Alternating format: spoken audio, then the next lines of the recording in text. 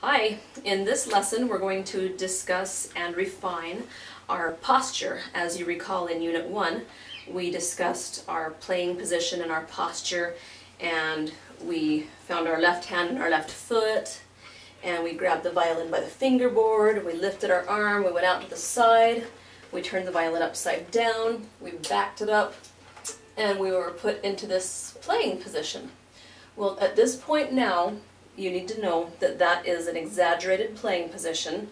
It's extremely to the left, and that is simply to get your muscles accustomed to being in that position. You're not going to want to spend 8 hours a day in that position. It'll give you neck problems.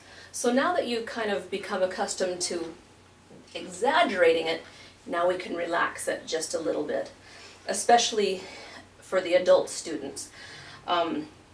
Kids can go into any kind of contorted position, they'll be fine, but we have to kind of guard our necks and our shoulders.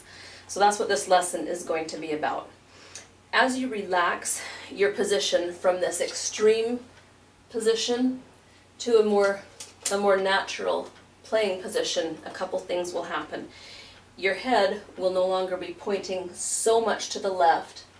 You'll be more at a 45-degree angle, and eventually you're going to want to be able to play with your head straight on, so that when you're playing in orchestra or reading music, your posture won't be affected by the fact that you might have to be peeking at music or something like that. So that's one thing that will happen, is your head will move a little bit more forward. Another thing that's going to happen is your violin is going to move with your head, not as much as your head. Your violin is always going to want to be off to the side, probably more than your head, but roughly a 45-degree angle. When I first taught you playing position, my goal was to get you to put it at 180 degrees from your body, or whatever that is. I'm not very good with degrees. Anyway, the basic gist of where your violin goes is an individual thing. And the important point about that is you got to put it wherever your bow is going to be parallel to your bridge. Now watch this. That's parallel to the bridge. Now if I move my violin clear out here, my bow's crooked. If I move my violin in here, the bow is crooked the other way. So you can see that the position you put your violin in is going to affect the straightness of your bow. And there's another way to affect the straightness of your bow, which I discussed in Unit 2, and that is adjusting your bow arm. So you got to coordinate your bow arm with the position of your violin to make the most effortless parallel bow posture that you can. That's going to be your guideline. And I recommend that you work on that in a mirror a little bit, okay? Some guidelines as you're trying to refine your playing posture and find your own individual comfort zone. Some guidelines will be that your shoulders should be relaxed, period. You should not have to contort your shoulder or squeeze your neck or clamp down in any way. That's going to give you serious problems, and it'll tire you out. You won't be able to play for very long.